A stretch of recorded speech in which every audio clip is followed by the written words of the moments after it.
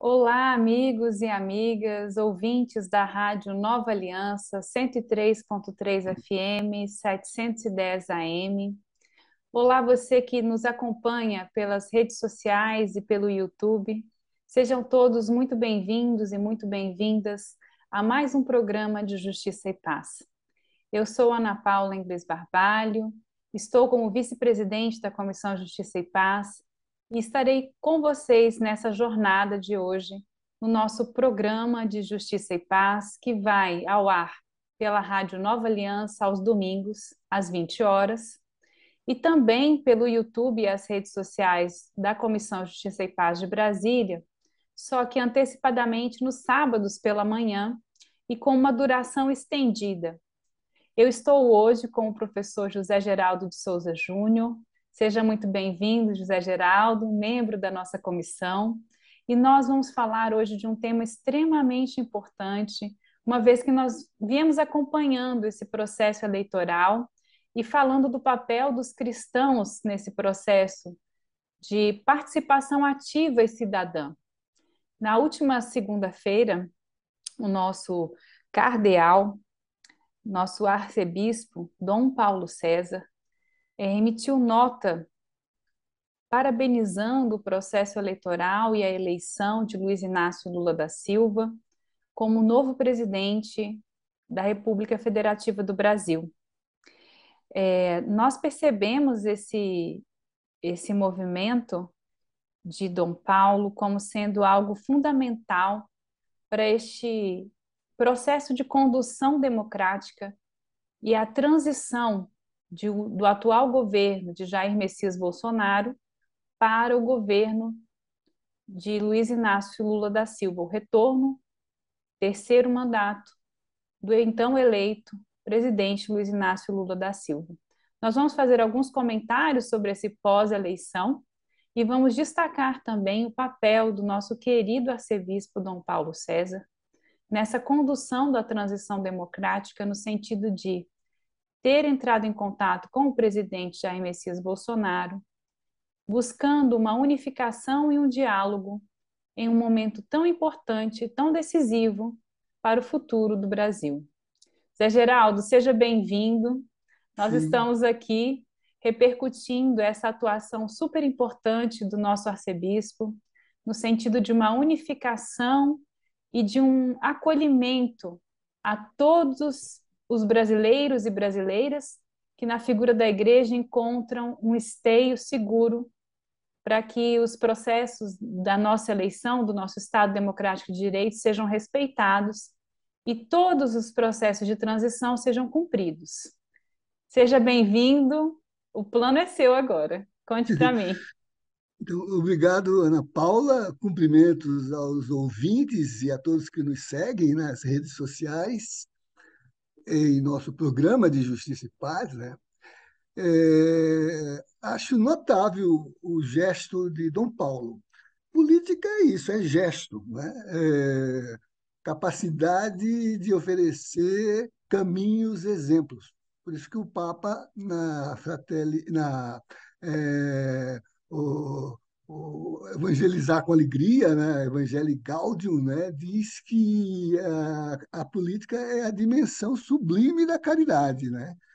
Mas nesse gesto de pacificação, de harmonização, né? Então, Dom Paulo, com a sua iniciativa, primeiro profético na linha pastoral, agiu, né?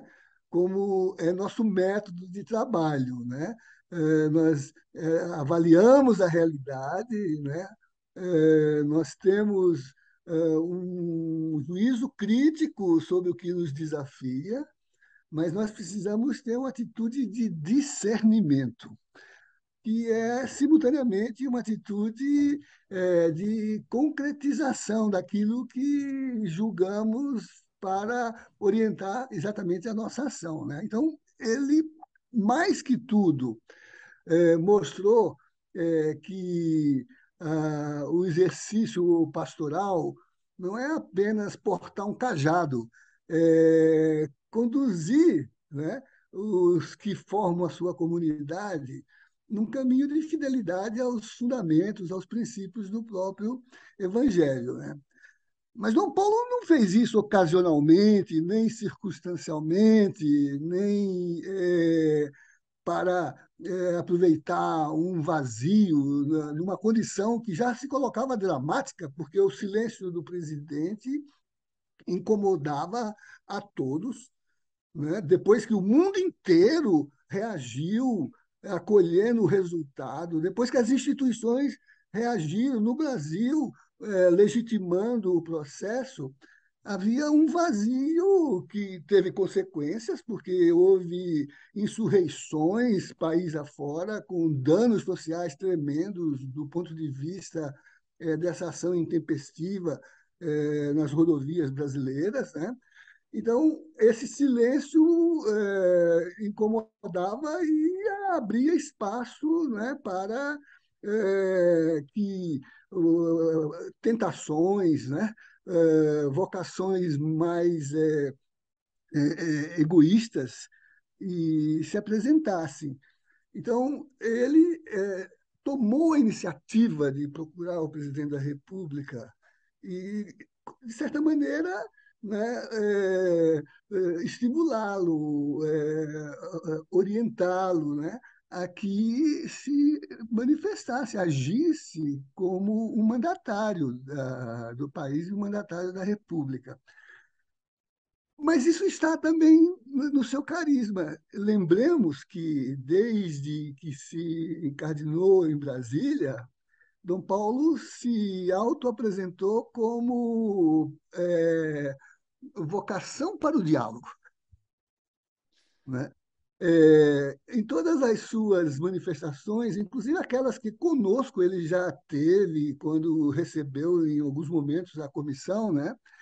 Ele sempre enfatizou essa sua disposição para que o diálogo, e o diálogo significa lidar com as diferenças, avaliar as contradições, eh, buscar transformar o conflito em movimento criativo, né? E chamou sempre a que orientássemos o nosso agir também pastoral pela construção saudável do diálogo, sobretudo o diálogo com os contrários, porque o diálogo entre os iguais é, não acrescenta, né? É um diálogo fácil, né? É um diálogo bem É, mais fácil. é.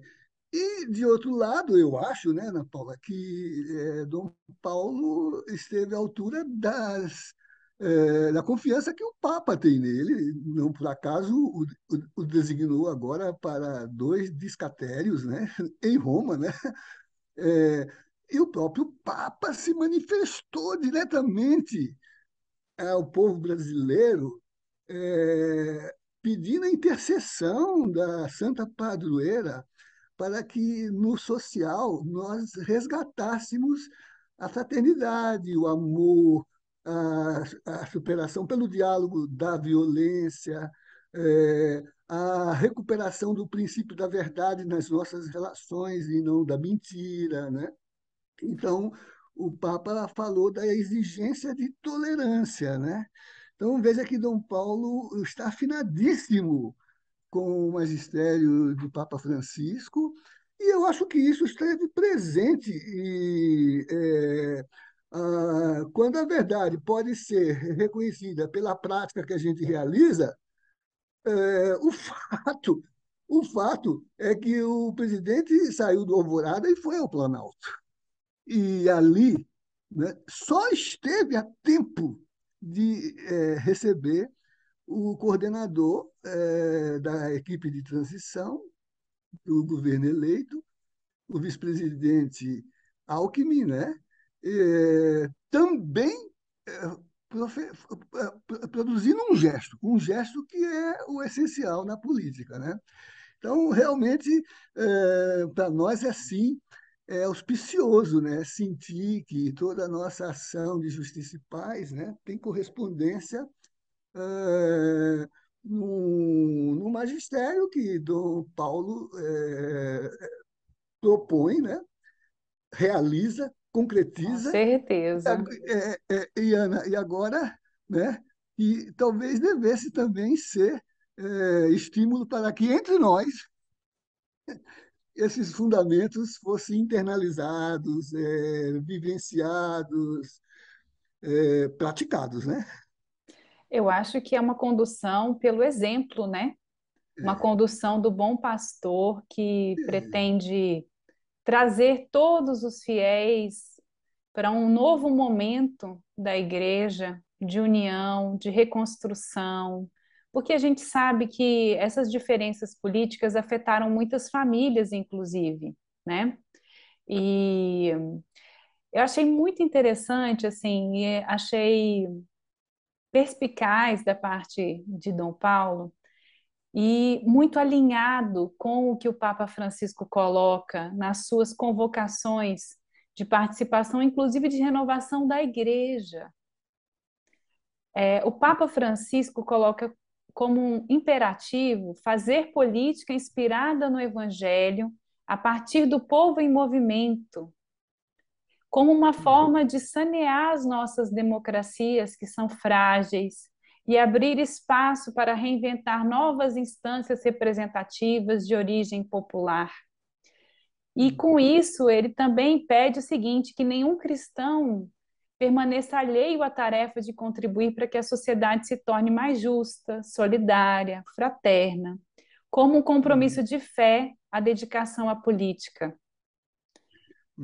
E colocando claramente que a fé cristã, autenticamente vivida, oferece contribuições para debelar os costumeiros tons de guerra, que é o que a gente viu muito essa semana, os tons de guerra, e emoldurar o debate público.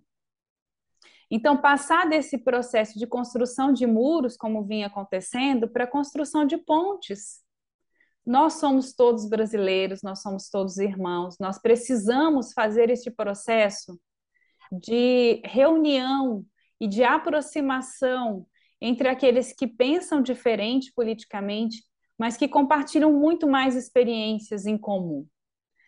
Eu achei interessante também, Zé, que essa carta de segunda-feira, ela não foi assim simplesmente só Dom Paulo César, teve um peso também do arcebispo do Rio de Janeiro, Dom Orânio João Tempesta, e do arcebispo de São Paulo, Dom Odilo Pedro Scherer, que assinam conjuntamente a carta ao Lula.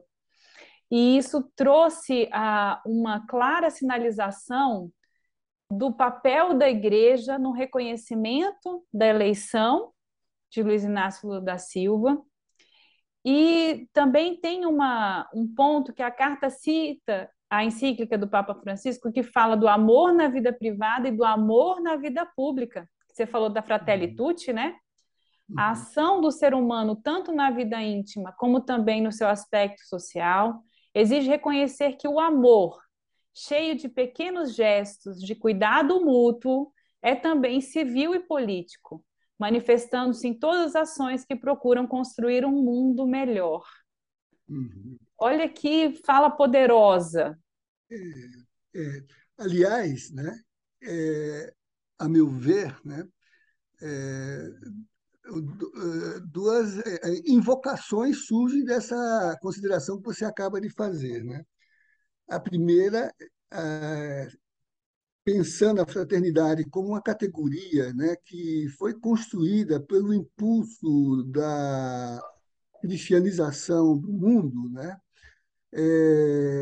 Entender que os valores que se inscrevem nesse princípio, que depois, mais tarde, na modernidade, vai se inserir no trido civilizatório, a liberdade, a igualdade, né?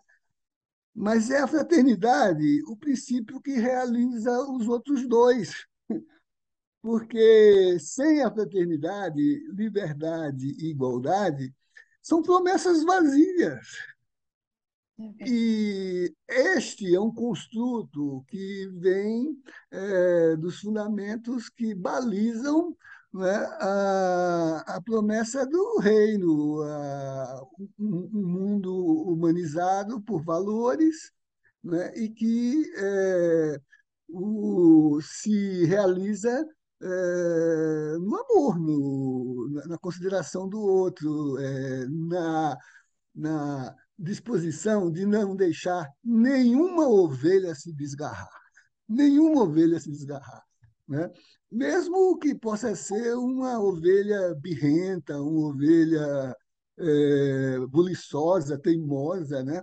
Dom Paulo foi atrás de uma ovelha com esses atributos, né? Mas também é algo que precisamos ver que esteve presente no discurso do presidente Lula, que até fiz um artigo que foi publicado no Instituto Humanitas, o Brasil como causa, tirando a expressão do próprio discurso dele, né? Quando ele se refere à consideração de que não podemos ter dois Brasis, e o Brasil é um só. E aí ele diz claramente que a partir de 1º de janeiro ele vai governar para 215 milhões de brasileiros e não para aqueles que votaram nele, porque não existem dois Brasis. Somos o único país, o único povo, uma grande nação. E não interessa a ninguém viver numa família onde reina a discórdia. É hora de reunir de novo as famílias, refazer os laços de amizade rompidos pela propagação criminosa do ódio. A ninguém interessa viver num país dividido em permanente estado de guerra. Esse país precisa de paz e de união. Esse povo não quer mais brigar. Esse povo está cansado de enxergar no outro inimigo a ser temido ou destruído. Isso é uma convocação para nós cristãos. Porque quem tem expertise nesse campo, quem tem uma constituição fundada no princípio salvífico, somos nós, né? Os cristãos. E as nossas 4 linhas são exatamente Marcos, Lucas, Mateus e João, né? O mandamento do amor como artigo primeiro, não é? Já que a gente fala É, bastante de Constituição e falar dos é, evangelhos, então é verdade, assim, é o mandamento do amor para efetivamente reconhecer o outro, uhum, inclusive aquele com quem temos diferenças, divergências, como um irmão, como um, acima de tudo, brasileiro ou brasileira, que ajuda a construir esse país diariamente, com suas lutas, com suas dificuldades, com as suas vitórias. Nós vamos todos juntos no mesmo barco, um barco chamado Brasil. é. Ana, agora, então, falando de gestos, né? O que incumbe a nós, por exemplo, enquanto Comissão Justiça e Paz, né? Mas também em todas as pastorais, né? O que incumbe a nós como gesto, que não seja apenas o bater no peito e fazer ato de contrição, né? Mas o de redenção também, né? O de se redimir, né? Daquilo que foram nossos equívocos, né? Alguns veniais, alguns capitais. É, o que incumbe? Por exemplo, toda essa ebulição, a meu ver, um pouco, às vezes, tem sido muito impregnada, né, do falseamento da realidade, né? É, teve uma cena ontem que me impressionou, um sujeito colado na boleia de um caminhão, transitando pelas vias, e agora os memes mostram esse processo como uma espécie de símbolo do desatino, né? O mundo afora, né? O que incumbe a nós, por exemplo, com toda essa energia que foi liberada, né, para gritar, né, construir bezerros de ouro, né, louvar novos messias, né? O que incumbe a nós, por exemplo, pelo eixo da fraternidade? O que incumbe, né? Eu acho que, assim, primeiro a gente tem que fundar toda a nossa a nossa ação na universalidade do amor cristão e partir, usar essa energia que agora vai ficar disponível, né, que já está Uhum. disponível, que hoje em dia é uma energia que está sendo, de certa forma, por um grupo, eu acho que muito menor do que a grande maioria das pessoas e da igreja especialmente, o que está sendo usado agora numa energia de desconstrução, uma energia de geração de caos, para uma universalidade do amor cristão que retoma o processo de caridade. Está chegando o Uhum. Natal, existem muitas pessoas em situação de vulnerabilidade social. Nós temos aqui em Brasília, falando especificamente para o nosso público que nos acompanha pela Rádio Nova Aliança 103.3 FM, 710 AM, e para quem nos acompanha pelas redes sociais também, que em cada uma das cidades brasileiras enfrenta esse problema da vulnerabilidade social. Nós temos pessoas em situação de penúria, em situação famélica, Uhum. né? Uhum. Nós temos pessoas em insegurança alimentar, que não vão ter como ter um Natal digno se não tiverem apoio, que vão Uhum. precisar de donativos tanto de gêneros alimentícios como também de roupas, de calçados, as crianças que precisam também de uma atenção dessa vulnerabilidade em relação a brinquedos, as pastorais estão agora precisando de muitas mãos para trabalhar nesse final de ano. Hoje em Brasília amanheceu um clima, hoje é sexta-feira, gente, para vocês terem uma ideia, tá frio em Brasília hoje, né? A temperatura caiu bruscamente e a gente sabe que tem pessoas que estão em situação de rua, que não têm onde morar e que Uhum. precisam de agasalho, que precisam de É. acolhimento. Uhum. Então, a gente tem que direcionar essa energia, É. acredito eu, para criar esse novo movimento e um novo movimento de caridade, de fraternidade, de ação como bom samaritano, de ação Uhum. como aquele que cristão que recolhe o irmão sem saber se ele é cristão ou não. Uhum. Os nossos irmãos venezuelanos que são atendidos pela Caritas Arquidiocesana, a gente sabe que aumentou demais o número de venezuelanos, diminuiu também o auxílio governamental, que promovia uma certa subsistência a essas famílias. E Uhum. foi objeto, inclusive, de debates durante essa eleição, né, de algumas ações durante a campanha, controvérsias, e que agora, assim, a situação desses irmãos venezuelanos, ela é realmente precisa de um apoio, né, da É. comunidade cristã de Brasília. A gente pode, inclusive, agora aqui deixar o telefone da Caritas aqui no ar, da Caritas Uhum. Arquidiocesana, que fica ali na 601 Sul, é o 3225 6834. E acho importante também lembrar do projeto Partilha Brasília, que é um projeto É. lançado pelo próprio Dom Paulo César, que Numa, no- tem numa, nota, numa notável antecipação, foi uma né? notável antecipação, considero sim uma notável antecipação. O Partilha Brasília é um programa inovador que acolhe as famílias e faz um tratamento de maneira integral, buscando realocar no mercado de trabalho, buscando capacitar também. Se você tem interesse de participar desse projeto do Partilha Brasília, a igreja de referência fica no final da Asa Sul, é a Sagrado Coração de Jesus, aonde o pároco está sempre à disposição para receber as pessoas que querem participar desse projeto. E você pode participar tanto diretamente, doando o seu tempo, sendo capacitado para ser uma pessoa que ouve e acolhe essas famílias, como também você pode doar recursos financeiros para a promoção, tanto da aquisição de cestas básicas, como para a aquisição de cursos profissionalizantes, junto a parcerias já firmadas, ao SESC, SEBRAE, SENAT, tem várias parcerias também com outras instituições particulares, né, com outras empresas também, que acolhem as pessoas capacitadas.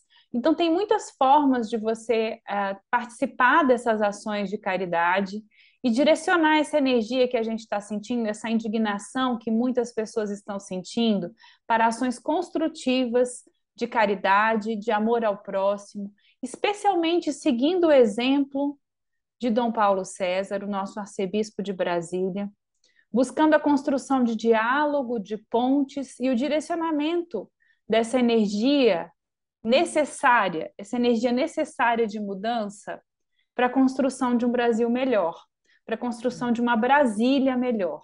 Então, eu acho que essas duas alternativas, o Partilha Brasília, encabeçado pelo próprio Dom Paulo, e também a ação da Caritas Arquidiocesana junto a esses irmãos que sofrem, os nossos irmãos migrantes venezuelanos, que é bem emblemático essa questão dos venezuelanos, que sofrem com a saída do seu país, com essa migração forçada, e vêm para o Brasil na expectativa de uma vida melhor.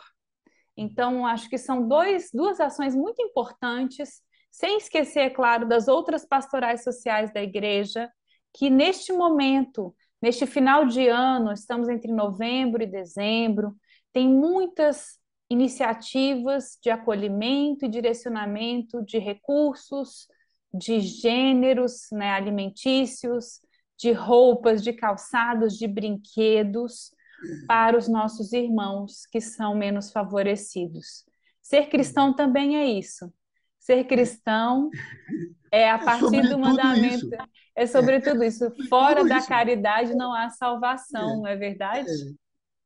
E uma forma, né, prática, né, de colocar os pés no chão, né? É, sujar a sandália, no sentido de empoeirar-se nas estradas em que você trabalha o seu próprio impulso de fraternidade, né? E não ficar no sofá, no zap, por meio de palavras de ordem, propagando o falseamento da realidade. Por exemplo, você deu agora a referência dos venezuelanos, né? Uma coisa é você ficar vociferando de que a Venezuela é isso, aquilo outro, e se defrontar com eles, como agora a gente está fazendo em Brasília, nos semáforos, famílias inteiras de venezuelanos, né? É, em estado de muita carência, né? E termos os meios, e temos. Você deu dois exemplos fantásticos, né? O do Partilha, você inclusive fez um programa há pouco tempo com o Frei, que coordena o trabalho, né? Deu todas as referências, né? A resposta é muito pouca do ponto de vista daquilo que é o engajamento, né? Diferente de ficar mandando zap para cá, zap para lá, né? Sair do sofá, né? Fazer o caminho da evangelização com alegria, com amor, com fraternidade, né? É o Frei Então, Rogério, Rogério, não é Frei isso? Rogério É, do Partilha Brasília. Um abraço, Frei Rogério.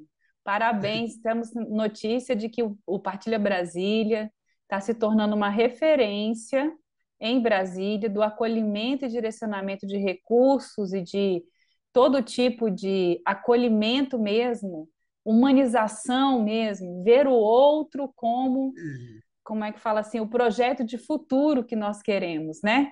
O projeto de é, futuro para Brasília mesmo. é. E você viu que essa semana o ministro Barroso, no Supremo, não prorrogou a suspensão de despejos que estavam contidos em função da pandemia, né? Mas orientou no voto que se formassem os grupos de apoio para que se constituíssem comissões, no sentido de que os despejos não fossem somente atos de poder de polícia ou de repressão aos desassistidos, mas que tivesse a mobilização das estruturas de acolhimento, tanto para aqueles que estão sem meios regulares de vida, quanto para os que se integram nessa comunidade de desassistidos, as crianças, né, os idosos, né? Então, é importante que nós também tivéssemos iniciativas, aproveitando toda essa mobilização aí, que agora, parte dela, inclusive, está nos bloqueios aí, né? deixar as estradas livres para os gêneros poderem circular e se mobilizarem para dar o seu contributo fraterno de amor ao próximo e de atitude profética, né? Essas questões não são temas que a gente lê aos domingos na missa. São ações que orientam o nosso agir, são referências para a nossa ação no cotidiano cristão, né? Nós não somos sepulcros caiados, não é isso? Eu acho também assim, ó, recentemente o Papa Francisco fez uma manifestação, a CNBB lançou material em preparação ao sexto Dia Mundial dos Pobres, que será no próximo dia 13 de novembro de 2022, o Dia Mundial dos Pobres. Então, existem várias ações, né, que a Conferência Nacional dos Bispos do Brasil está convocando e coloca lá como motivação o que está em Coríntios, né? E na segunda carta de São Paulo aos Coríntios, Jesus Cristo fez-se pobre por vós. Então, sendo rico, se fez pobre por vós para vos enriquecer com a sua pobreza. Dai-lhes vós mesmos de comer é o tema que anima a sexta jornada, em consonância com a campanha da Fraternidade 2023, que traz o tema Fraternidade e Fome. Veja É, como tudo está alinhado e tudo caminha para que é, a gente tenha uma participação ativa em nossa sociedade, construtiva, e que tenha reflexão para atender as pessoas em situação de pobreza no Brasil e e também no mundo você inteiro. e você vê, né, que nesse sentido, né, que o discurso se confronta com a realidade, né? Saímos da eleição, do debate, e aí vimos ontem, estamos gravando o programa agora, vimos ontem o, o antes de ontem, né, o grupo de transição se encontrar com o senador relator do orçamento Foi e antes de ontem. não encontrar recursos no orçamento para o Auxílio Brasil, para a merenda escolar, para a farmácia popular. Nada, nada, nada. Zé Geraldo, a gente tem que encerrar o nosso programa na rádio agora, mas a gente continua essa conversa no nosso programa pela internet.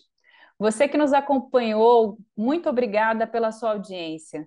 Deixemos então essa mensagem, tanto da campanha da Fraternidade 2023, como esse tempo que vem chegando, o tempo do Natal, o Advento, para que nós, como cristãos e cristãs aqui em Brasília, sigamos o exemplo do nosso bom pastor.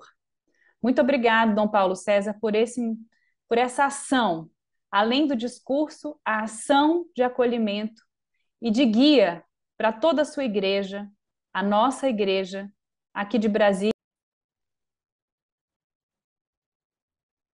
Então, meus irmãos e minhas irmãs, nós estamos nos encaminhando para o final do nosso programa de hoje, pela Rádio Nova Aliança 103.3 FM, 710 AM. Eu conversei hoje com o professor doutor José Geraldo de Souza Júnior, que é membro da nossa Comissão Justiça e Paz, além de ser ex-reitor da Universidade de Brasília. E foi uma alegria muito grande poder repercutir essa ação de Dom Paulo César junto ao atual presidente da República e também junto ao presidente eleito, Luiz Inácio Lula da Silva, fazendo um papel de acolhimento e incentivando a correta ação caridosa e fraternal entre grupos agora que se unem e se tornam ainda mais irmãos no sentido cristão da palavra.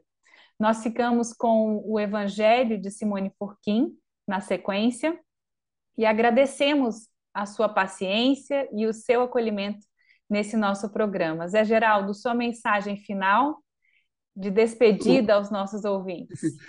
Então, vamos trabalhar junto com o exemplo de Dom Paulo e o que mobiliza as energias utópicas do Brasil para que o Brasil reencontre o Brasil. Nossa, foi um belo título. O Brasil reencontrando o Brasil. Muito perspicaz. Reencontrando e balizando as suas ações pelo mandamento maior do amor cristão. Somos todos cristãos, somos todos brasileiros e brasileiras, e devemos seguir pelo exemplo os nossos pastores, sempre pensando em Jesus Cristo em primeiro lugar, e os nossos pastores que nos conduzem, os nossos bispos e o nosso arcebispo, no caso de Brasília, Dom Paulo César, que com muito carinho anda conduzindo essa situação para que a gente possa ser mais feliz de novo. Não é isso mesmo, Zé? Sim, senhora. Um grande Sim, abraço senhora. a você que nos acompanhou pela Rádio Nova Aliança 103.3 FM, 710 AM. Fiquem agora com o Evangelho, comentado pela nossa querida Simone Furquim. E para você que nos acompanha pelas redes sociais, temos a segunda etapa do nosso programa, já na sequência. Um grande abraço, fiquem com Deus e até o nosso próximo programa de Justiça e Paz. Olá, ouvintes! A leitura do Evangelho hoje é Lucas, capítulo 16, de 9 a 15. É uma conclusão crítica que Jesus faz sobre o administrador desonesto da parábola do texto anterior, em Lucas 16, de 1 a 8. Este administrador furtou o dinheiro do patrão para garantir seu futuro. Também aqui nesta parábola há uma provocação para refletirmos como lidamos com o dinheiro ou como vivemos na lógica do acúmulo de bens materiais e da exploração. Jesus critica aquele que vive do dinheiro injusto, critica também aquele que valoriza mais o dinheiro do que as pessoas. O dinheiro passa a ser o senhor de sua vida. A palavra aqui, dinheiro, está com a inicial maiúscula, entendido como um Deus. Quem adora o dinheiro vive a lógica do acúmulo, do lucro pela exploração.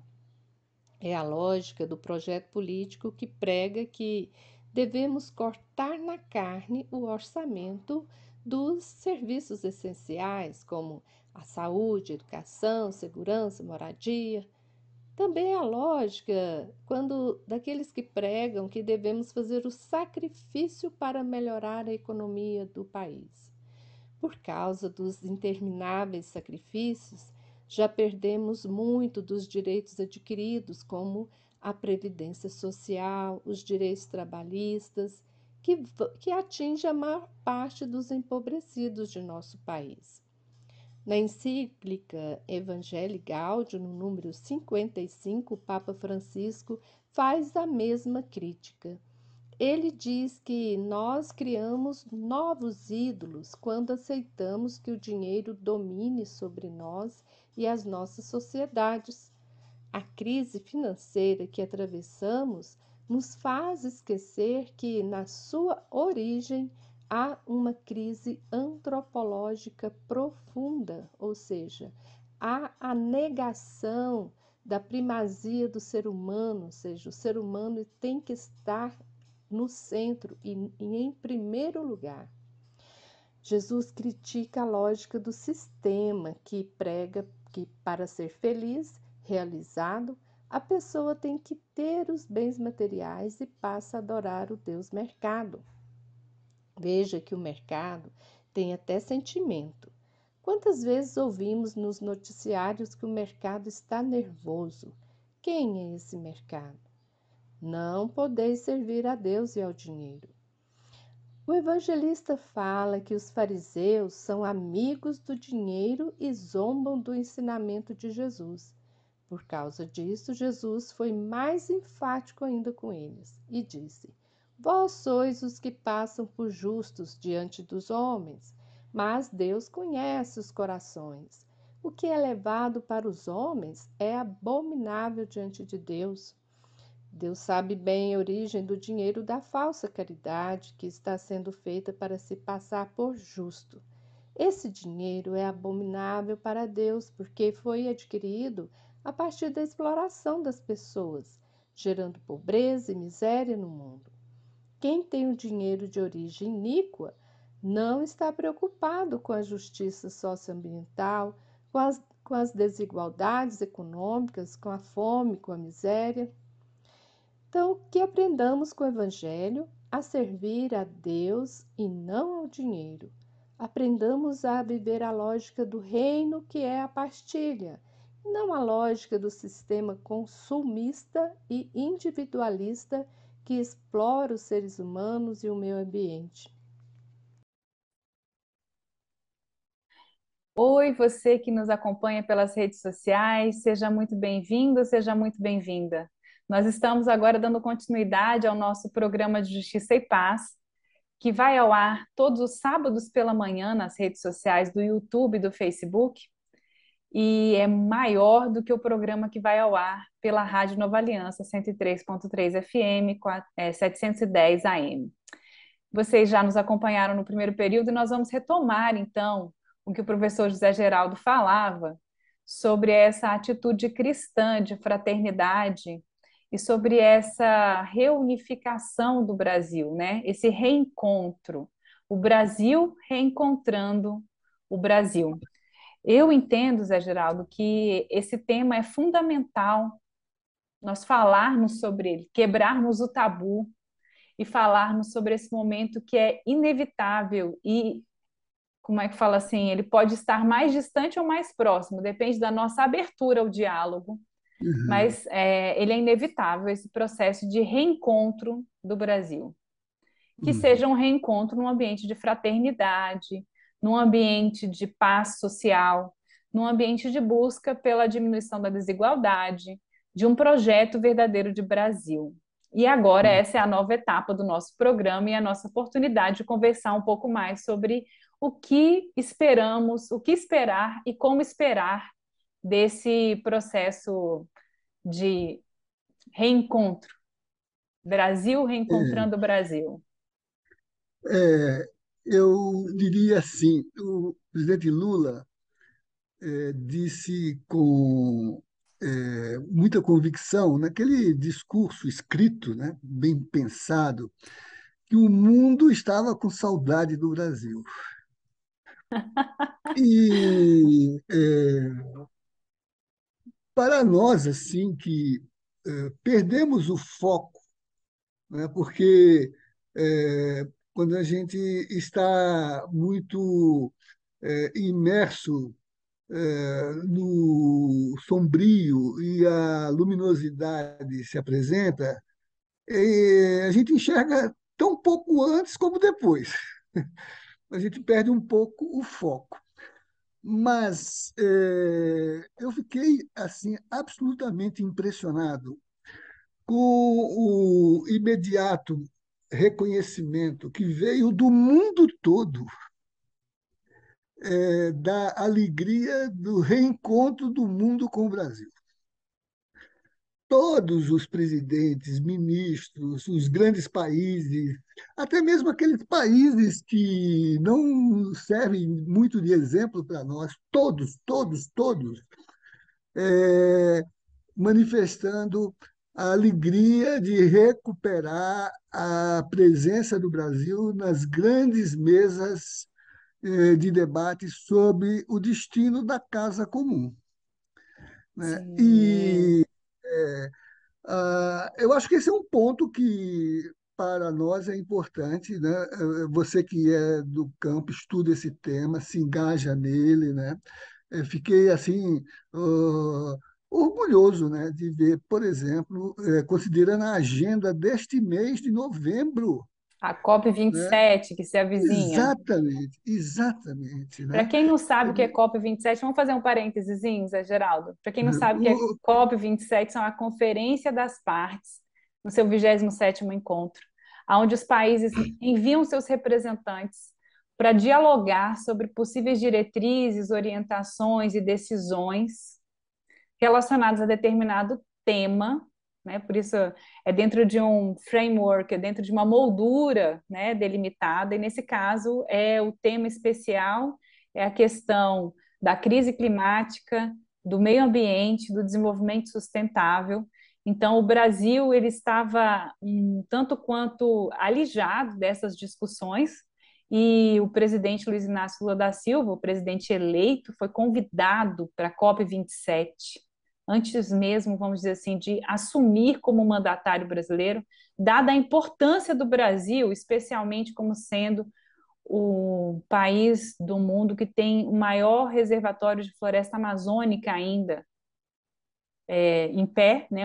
A floresta constituída, a floresta amazônica ainda como um regulador desse fluxo de carbono, que está próximo de um ponto de não retorno, que a gente pode depois Hum. falar um pouco sobre isso, mas que afetaria todo o planeta, esse ponto de não retorno, quando a floresta deixa de ser um sumidouro de carbono para ser um contribuidor para o carbono na atmosfera. Ou seja, a floresta ela tem que ter um certo tamanho gigantesco para atuar como um captador de carbono da atmosfera, que é o que nos interessa nesse momento da crise climática. E na COP27 é isso que vai estar em jogo, vai ser essa discussão que vai estar em É, pauta. e é curioso que ele é convidado, irá com seu staff, num conclave que é formal e que Sim, certamente, não é, o Brasil deverá mandar seu dignitário oficial, né, mas que não terá nada a dizer. Porque, ainda que tenha algum discurso, a audiência vai estar com o presidente Lula, né? Mas não é só isso, Ana Paula. A comunidade europeia, com a mobilização de seus mais qualificados organismos, incluindo aqueles que estão ligados às questões sanitárias, né? Querem a presença do Brasil ainda em novembro no encontro do G20. Davos, que representa. voltamos, né? Voltamos, Geraldo. A gente É, passa assim, é uma política, as pessoas também têm que ter um pouco de conhecimento assim sobre o que seria o papel do Brasil. O Brasil veio construindo ao longo dos últimos 30 anos, desde a redemocratização, um espaço internacional de liderança, né, em termos, seja porque o Brasil é um país continental, porque tem um PIB muito expressivo, ou seja, a geração de riqueza no Brasil é uma geração expressiva. Hoje nós somos o nono país do mundo, mas nós já chegamos ao quinto país em termos de riquezas do mundo.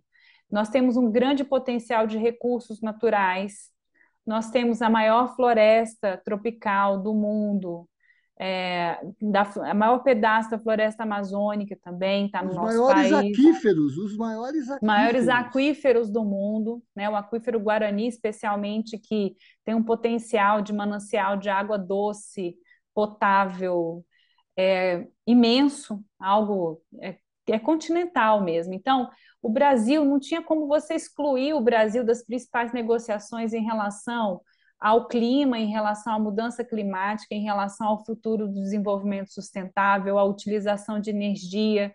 Impossível excluir o Brasil desses diálogos. E, infelizmente, o que foi acontecendo nos últimos 4 anos foi a opção política de o Brasil se retirar dos principais fóruns e não cumprir com seus compromissos. Por exemplo, a Agenda 2030 não recebeu suporte financeiro, não recebeu dinheiro do orçamento para ser executada nos últimos 4 anos. Isso teve um impacto brutal sobre os objetivos do desenvolvimento sustentável. Sem dinheiro para política pública, como é que você vai manejar essa agenda para ampliar, por exemplo, saneamento básico, ampliar a coleta e tratamento de esgoto, ampliar as cidades mais sustentáveis, o uso de transportes alternativos, a geração de energia limpa, a escolha de modais de energia limpa, de modais de transporte que favorecem a não emissão de carbono na atmosfera. E a própria formalização do mercado de carbono, que apesar da regulamentação que existiu nesse tempo, você não tem ferramenta suficiente para você fazer isso sem o aporte de políticas públicas direcionadas para isso. Mas o que importa é que estaremos na 27ª Conferência da ONU sobre Mudanças É, Climáticas, a COP27. é. E nesse reencontro do Brasil com o Brasil e do Brasil com o mundo que sentia saudade, estamos vendo, né? Você veja que não são declarações diplomáticas, são intenções de compartilhamento. O premier Trudeau do Canadá disse: estou ansioso para trabalhar com o presidente Lula, com o Brasil, né?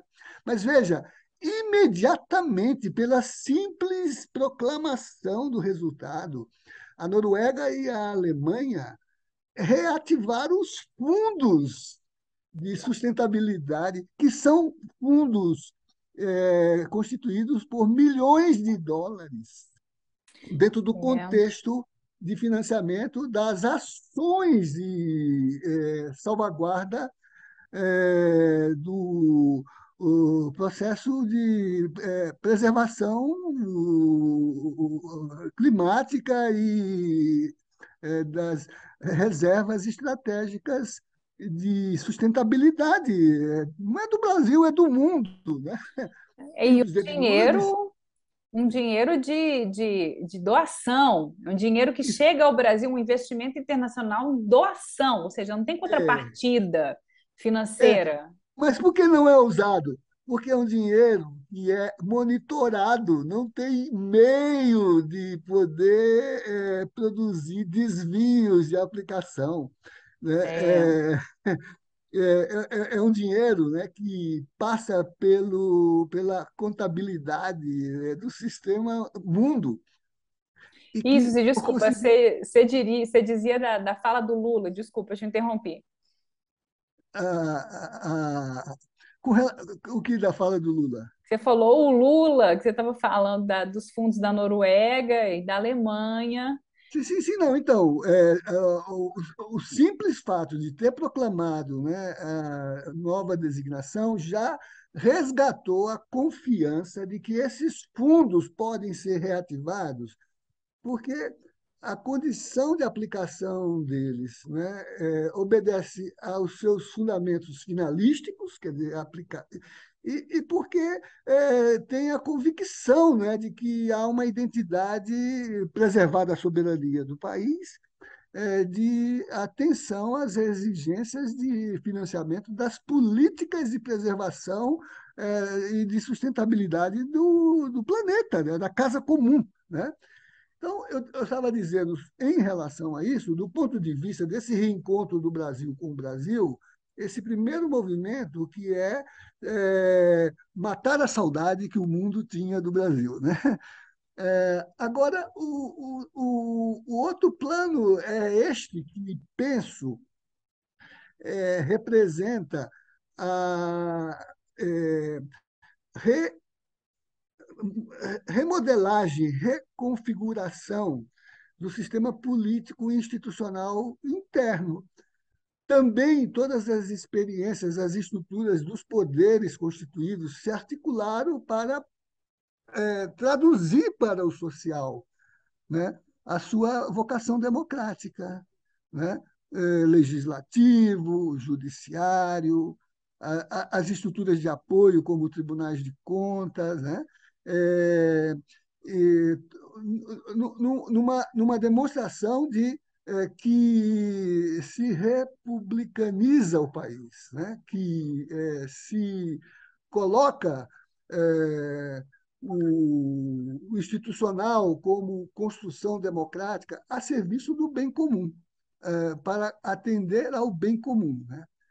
E tudo isso dentro de uma lógica que o presidente também colocou no seu discurso, que fazer do Brasil a sua causa é se dispor a combater a miséria e é se dispor a construir, né, os meios para que a atenção aos desassistidos e aos vulnerabilizados, e não por acaso é a primeira gestão da comissão de transição, né? Buscar os meios para cumprir aquele objetivo definido de atender ao mínimo existencial, que dá dignidade à pessoa humana, É, né? então, assim, são os vários desafios, né, que se colocam diante tanto da transição como do novo governo a partir de janeiro de 2023, né?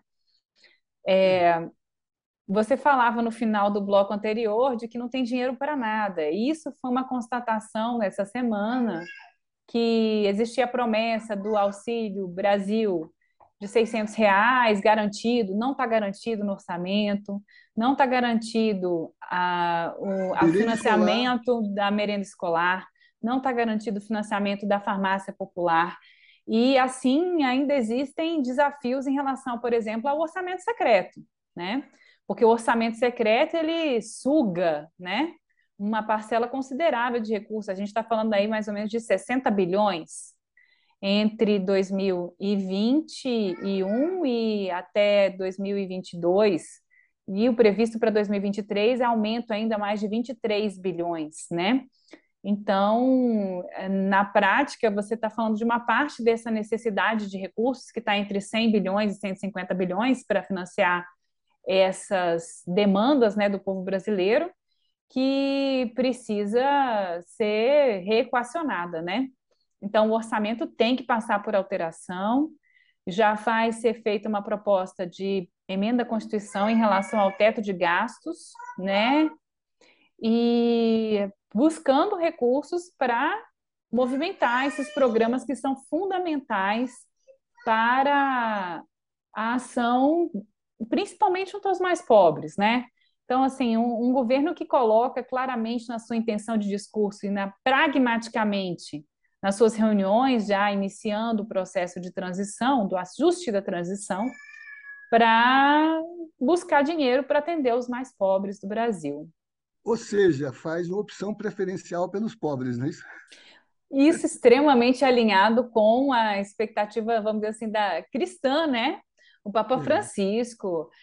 No passado, nós perdemos Dom Pedro Casaldália, né? Que falava assim: na dúvida, fique do lado dos pobres. é. Então, isso muito também no ensinamento do próprio São Francisco de Assis, né, que refunda a igreja, uma igreja que passa a ser agora uma igreja voltada para aqueles que têm menos, baseada no estrito ensinamento cristão, porque Cristo, sendo dono de todas as riquezas, como a gente falou agora no finalzinho do primeiro bloco, ele opta por vir pobre, por ser pobre. Então, é uma contraposição direta à teologia atual, né? À teologia Da da prosperidade. prosperidade. Então, é algo que é gritante mesmo, né? Aos olhos, aos ouvidos, a leitura bíblica, a leitura orante da Bíblia, essa opção pelos pobres. E, sendo o Papa Francisco muito consciente do mandamento maior, coloca os pobres em primeiro lugar. É verdade. Agora, é claro que os obstáculos serão muitos, né? Sentimos que houve uma erosão das instituições, né? Esse episódio das eleições de ativar o sistema repressivo para impedir o voto, como aconteceu sobretudo no Nordeste, esse episódio da cooperação prevaricadora do sistema de segurança para salvaguardar, né, esses bloqueios que o ministro Moraes chama de atitude criminosa, né? É, e dentro dessa condição que a gente está discutindo, né, Ana, de pacificação, né, é, o ter que lidar com uma questão difícil que foi essa forma é, milicianadora que tivemos no nosso país com a política de armamentismo, né? É, porque é inconcebível, né, que você possa fazer mediações de convivência pela forma belicosa e põe em risco a vida não só no tocante às hostilidades externas à sua família, mas no interior da sua família. Os incidentes mais eh, denunciados são aqueles que revelam, né, a tragédia do interior das famílias, pelo mau uso, né, de armamento, né? Então, É, como fazer para construir um sistema de segurança que você recomponha as instituições para que ela faça isso profissionalmente, no interesse de uma sociedade pacificada, harmoniosa, né? É, é um trabalho muito difícil, né? Agora, voltando ao seu tema de preferência, no discurso do presidente Lula, teve duas expressões que me sensibilizaram, né? Ele diz que o novo Brasil que iremos construir a partir de 1º de janeiro não interessa apenas ao povo brasileiro, mas a todas as pessoas que trabalham pela paz, a solidariedade e a fraternidade em qualquer parte do mundo. E ele arremata dizendo assim que, no que diz respeito ao Brasil internamente, olha que expressão forte. Um rio de águas límpidas vale muito mais do que todo o ouro extraído a custas do mercúrio que mata a fauna e coloca em risco a vida humana.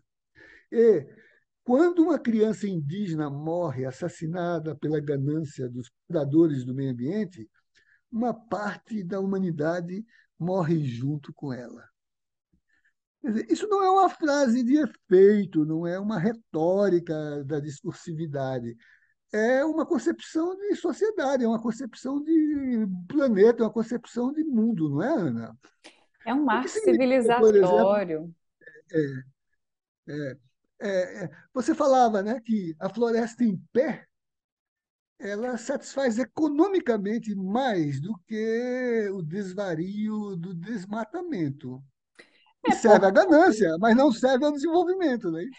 É porque se a gente tem que ser realista em relação a isso, Zé Geraldo. Hoje em dia, o desafio da mudança climática é diminuir a concentração de carbono na atmosfera, porque esse carbono está fazendo com que o calor seja retido na atmosfera e eleve-se a temperatura na superfície da Terra. O impacto disso é em tudo que a gente vê na nossa vida, gente, até cultivares que não vão ser mais possíveis de serem cultivados, até desertificação de áreas, até inundação de outras áreas, derretimento das calotas polares, todo o sistema planetário pode ser afetado por esse processo.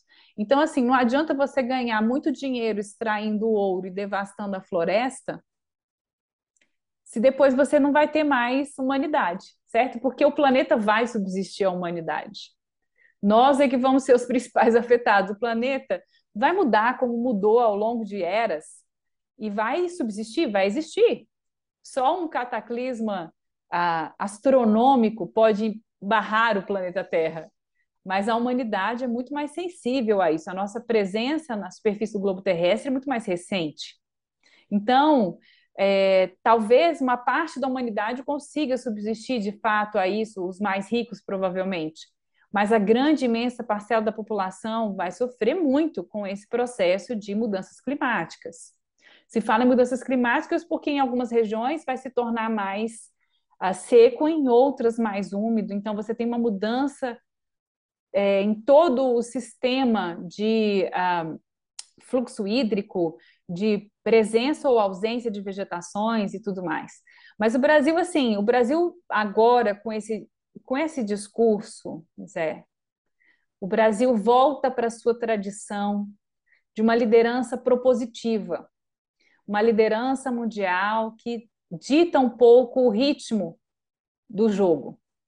Acho que isso é uma grande vitória. Não à toa, o primeiro presidente a cumprimentar pelo resultado da eleição foi o presidente Joe Biden, dos Estados Unidos. Uma força, ou seja, a potência, a maior potência mundial hoje, que está sendo acompanhada pela China, e logo a China vai ultrapassá-la, a expectativa já está delineada. mas a China também cumprimenta claramente, já faz a declaração do reconhecimento do resultado da eleição e cumprimenta. É claro que foi uma eleição que eu digo apertada, né? Não foi uma eleição que a gente fala, olha, foi uma vitória com uma margem de votos esmagadora. Não foi isso que aconteceu. Mas mesmo nem se podia esperar algo diferente. Só tinha dois candidatos agora nesse momento, né?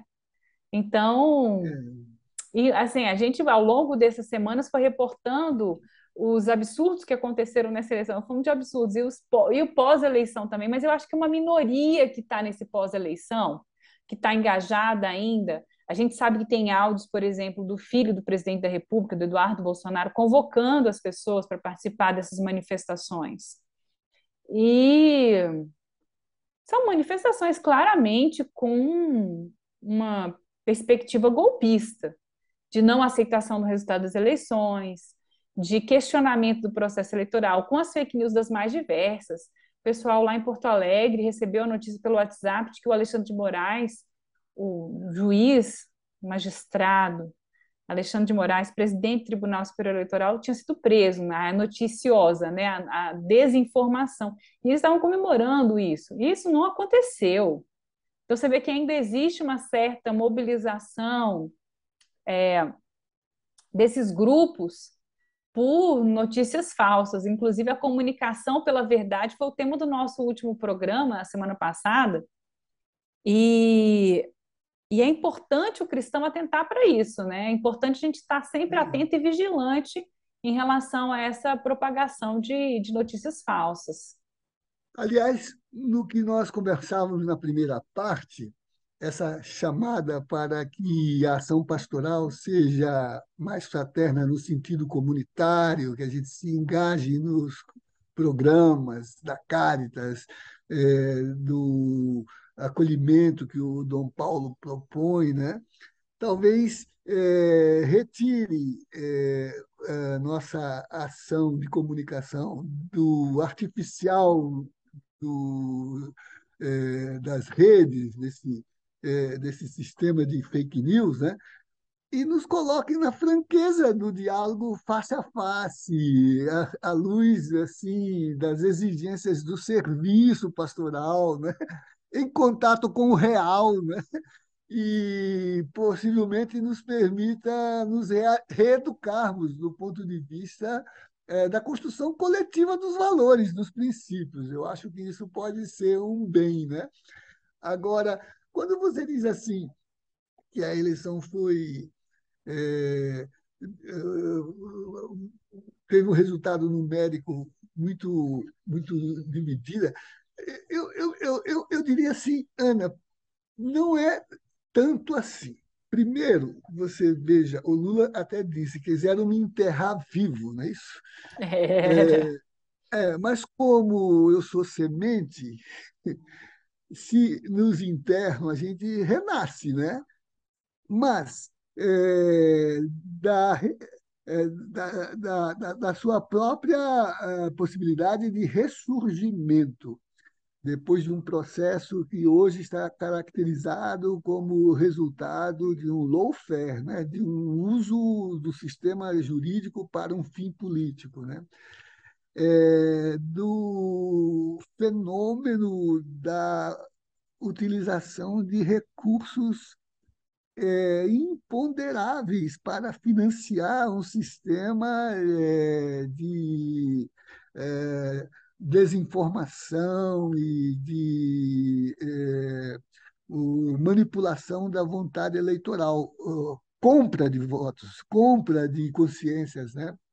Depois de um aparelhamento do institucional, sobretudo o caso da Polícia Rodoviária Federal, né? É, o, o- há cálculo já que essa ação de inibição da mobilização para o voto, sobretudo no Nordeste, estima mais de 1,5 milhão de votos que não foram recolhidos, né? É, Eu diria, né, que mesmo naqueles 58 milhões de votos que serviram ao projeto que aí está, né, não são só votos daqueles que aderem a uma necropolítica, a um projeto de morte, Ah, sim. né? É um trabalho a se realizar que eu acho, Ana, que para nós da Comissão Justiça e Paz é, é muito importante fazer, e aí eu diria, né, do ponto de vista da nossa pedagogia cotidiana, como programa de educação para os direitos humanos, para a paz, né? Mas também eu acho, Ana, que a gente devia ter um programa de ativação dos sistemas de fé e política para alcançar a formação dos nossos seminários. Ah, É inconcebível que entre nós, na formação, a gente ainda encontre. E você sabe que nós, integrando, enquanto comissão, a Comissão de Justiça e Paz, a Coalizão em Defesa do Processo Democrático, nós agimos no sentido de que a postura fosse educadora e não criminalizadora de alguns párocos que usaram o púlpito, né, para uma pregação negadora do Evangelho, né, defensora dos valores da morte e não da vida. Né? Então, acho que a gente deveria pensar um bom programa de fé e política, no diálogo com o sistema, que gerou a cartilha do Reencantar a Política, por exemplo, que foi tema de nossas conversas aqui, né? Para aqui é a minha obra. alcançarmos essa dimensão formadora que vai ser tão importante para o país, do ponto de vista do papel, né, que a educação para a cidadania se faça também no espaço da educação religiosa, né? Eu acho que foi um teste para a nossa democracia e que bom que passamos, né? Esse aparelhamento das instituições a gente viu na FUNAI também. Tem um caso agora do sepultamento de um indígena isolado que faleceu e ele estava isolado há praticamente 30 anos. E existe uma demora da FUNAI em fazer esse sepultamento no local onde esse indígena foi encontrado e onde ele vivia, por conta, por exemplo, de uma disputa de terras, que foi o que dizimou o povo dele, o povo desse indígena, que passou então a ser um indígena isolado. Então, essa demora também é um reconhecimento de qual lado eles estão, né? Então, de alguma forma, as nossas instituições elas tomaram golpes muito duros. Por outro lado, as nossas instituições também resistiram. A gente viu que tem gente que resiste ao uso abusivo dessas instituições. Mas a gente está chegando no final do nosso programa, com certeza a gente precisa de uma reformulação também dessa formação dos padres. É tão delicado falar sobre isso, né? Não é um assunto simples, porque para além da vocação de se dispor a ser sacerdote, que a gente sabe que o desafio é muito grande e que o que se abre mão em função dessa escolha também pode ser algo muito significativo, porque imagina quantos exemplos nós tivemos de sacerdotes que resistiram ao longo do regime autoritário, durante o regime militar, por exemplo, foram perseguidos, foram mortos, por defender as causas do evangelho. Então, seguir o evangelho é muito difícil. Estar no mundo, levando em frente a mensagem do evangelho, é por si só ser revolucionário. É dizer que o outro, o seu irmão, tem mais valor do que o dinheiro, por exemplo. Num mundo capitalista, onde a imposição do dinheiro ela é constante. Então, não é fácil ser cristão nesse mundo. Vocês serão perseguidos em meu nome, não é isso? Felizes de vós, perseguidos em meu nome. Então, não é simples esse debate. A gente tem que aprofundar, com certeza, o espaço desse debate. Mas eu queria trazer um trecho da carta do Lula, o discurso do Lula, logo no início: o povo brasileiro quer ter de volta a esperança. É assim que eu entendo a democracia, o Lula diz. Não apenas como uma palavra bonita inscrita na lei, mas como algo palpável que sentimos na pele e que podemos construir no dia a dia. Foi essa democracia, no sentido mais amplo do termo, que o povo brasileiro escolheu hoje nas urnas, que foi o discurso imediatamente após a notícia da eleição. Uhum. Foi com essa democracia real, concreta, que nós assumimos o compromisso ao longo de toda a campanha. E é essa democracia que nós vamos buscar construir a cada dia do nosso governo, com crescimento econômico repartido entre toda a população, porque é assim que a economia deve funcionar, como instrumento para melhorar a vida de todos e não para perpetuar desigualdades. Uhum. É um título cristão isso, um título cristão moderno, porque se enquadra Uhum. dentro de um ambiente do Estado Democrático de Direito e também uma defesa dos mais pobres, um direcionamento da economia para o seu real sentido, que é para as pessoas. É. E nesse sentido eu percebo que é uma guinada radical, né? São 180 graus em relação ao atual governo, que num momento, por exemplo, de pandemia, disse que a economia era mais importante que as pessoas e agiu dessa forma. Uhum. Então, é uma oportunidade de recomeço a partir de onde paramos, né? A partir de onde estávamos. É, E é uma escolha de marco civilizatório, na minha opinião. é.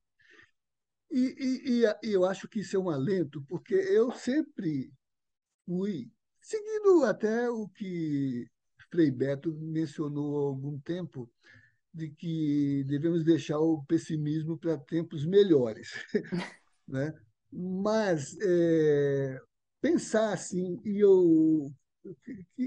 não devemos sucumbir às angústias desses períodos mais tensos e dramáticos, porque a nossa memória civilizatória é formada das conquistas que o social realizou.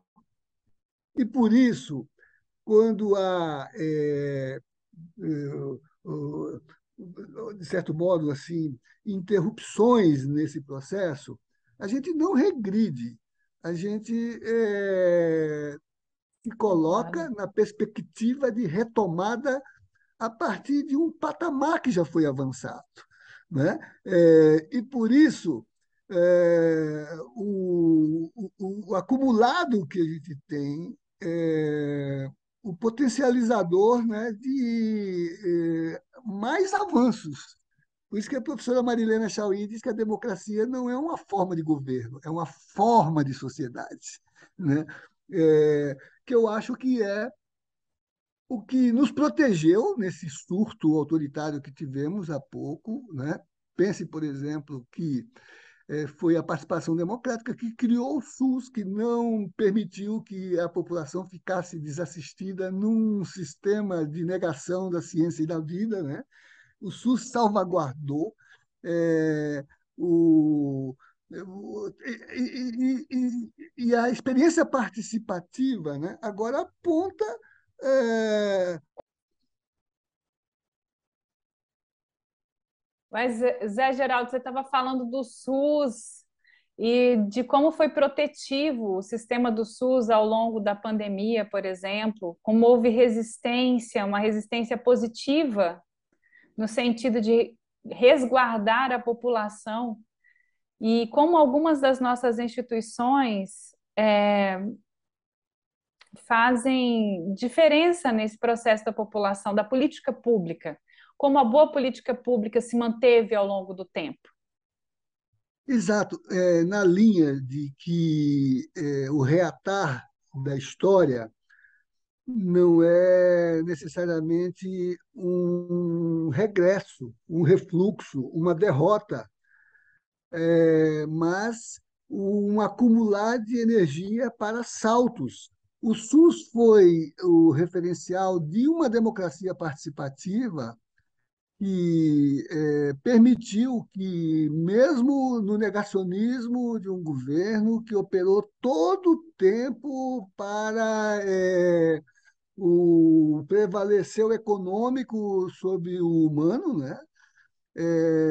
Sacrificando o trabalhador no interesse da acumulação do capital, dos negócios, e que tem essa cifra dramática de quase 700 mil mortos, como fizeram falta para eles agora, né?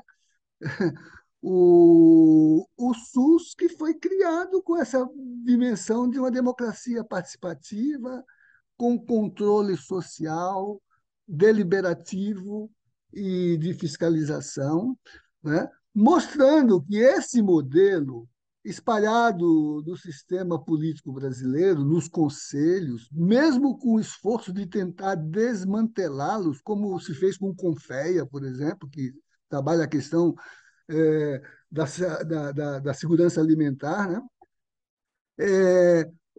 Esse sistema participativo salvaguardou a construção democrática e, portanto, quando nós retomamos o curso histórico da democratização, não é para refazer o passado, é para ir adiante no futuro.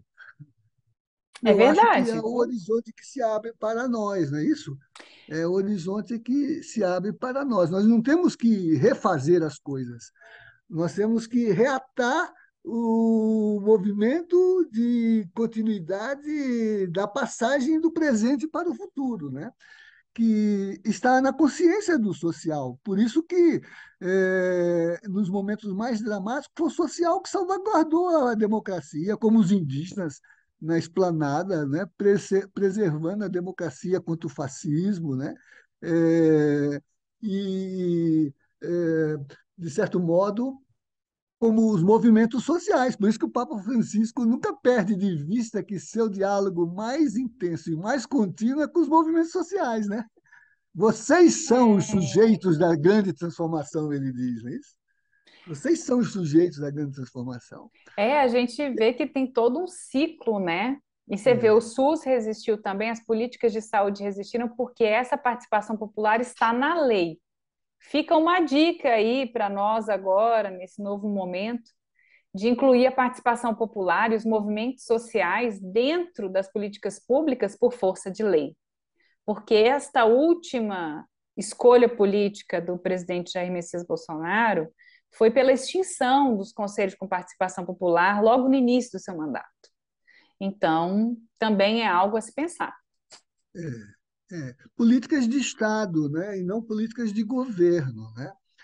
É, mas eu penso que o presidente Lula disse que recuperará a metodologia, mas não quer um governo requentado, quer um governo propositivo para ir ainda mais longe, né? E eu acho que nós, por exemplo, Comissão de Justiça e Paz, que participamos da construção desse modelo nas lutas por democratização, né? As exigências éticas para a sociedade democrática. Ainda há pouco tempo, Ana, eu participei de um seminário organizado pela CNBB para marcar 70 anos da entidade, e o eixo no qual eu tomei parte foi exatamente o do processo político que levou à Constituição de 88. E como a ação política fraterna, solidária dos cristãos, articulados, né, na designação romana, né, apostólica romana, mas também no CONIC, no Conselho das Igrejas Cristãs, né, contribuiu para construir esse modelo de democracia fraterna e participativa, né? Olha, Zé, a gente tem tantos programas para gravar contigo que falta, como é que fala? Falta espaço nesse canal da CJPDF aqui, porque é tão maravilhoso essa experiência. A gente podia conversar sobre tanta coisa ainda, mas o nosso programa tem que chegar ao fim. Pelo menos o programa de hoje. Vamos encerrar esse programa de hoje agradecendo a todos que nos acompanharam. Essa foi uma semana muito intensa. Desde o dia 30, a própria eleição foi super intensa. E é um novo momento. É isso que eu sinto, uma energia de mudança, um novo momento, e um momento também de, retomando lá o primeiro bloco, com a, o exemplo de Dom Paulo César, né, do nosso arcebispo de Brasília, um momento de reunificar o Brasil, de reencontrar o Brasil, de É, reunir o Brasil, e estejamos juntos nesse processo, sejamos peça articuladora dessa construção de pontes, né? Como o Papa Francisco sempre faz questão de lembrar o papel do cristão como um articulador do diálogo e como um construtor de pontes. exato, é uma bela imagem, né? E também voltando, já que você falou no Papa Francisco, eu pensei na Argentina, né? E foi tão bonito ver o presidente Fernandes se deslocar para o Brasil para lembrar a importância hoje regional, né, de todo o continente sul-americano e latino-americano, porque também o Obrador se manifestou, né? O presidente do México, né, na mobilização, né, de um projeto que, a partir do Sul, né, do Sul epistemológico, do Sul sensível, né, do Sul emancipatório, né, reponha o tema da libertação. Reponha o tema da libertação, tanto no sentido filosófico quanto no sentido teológico, né? Estaremos juntos, não é isso? Sim, senhora, professora. Muito obrigada, professor José Geraldo, muito obrigada a você que nos acompanhou até aqui. Fique conosco sempre nas nossas redes sociais, curta o nosso programa e ative as nossas notificações. Se inscreva no nosso canal. E obrigada pela sua presença e pela sua interlocução, professor Zé Geraldo. Esse foi um programa maravilhoso, como sempre, num momento de muita esperança e uma sinalização de um exemplo muito poderoso, no sentido de angariar elementos para ainda mais corroborar a nossa democracia. Um novo momento se avizinha, né? A primavera vem chegando. É inegável e agora é oficial. Exato. Eu vi uma brincadeira esses dias aí. Temos que prorrogar a primavera por mais 4 estações seguidas. Cada uma com a sua beleza, mas preferimos a primavera, não é não? É, Obrigada, Zé Geraldo. obrigado, Ana. Foi Receba o um nosso prazer. abraço, viu? Receba o nosso abraço, Igualmente. você também que está em casa. Obrigada por nos acompanhar até aqui. E seguimos em frente para mais um programa de Justiça e Paz. Eu quero lembrar a todos que nessa segunda-feira nós temos a nossa conversa de Justiça e Paz, nossa edição especial mensal, onde recebemos convidados para tratar de temas relevantes para Brasília e para o Brasil também. Falamos de uma forma mais ampla, geralmente nas nossas conversas de Justiça e Paz. E estaremos aqui ao vivo no YouTube e no Facebook neste próximo, nessa próxima segunda-feira, às 19 horas, nessa próxima conversa de Justiça e Paz. Um grande abraço a todas e todos que nos acompanharam até aqui. Um especial, professor José Geraldo, obrigada por estar conosco, viu? Sim, Um grande satisfação. abraço. Um grande abraço.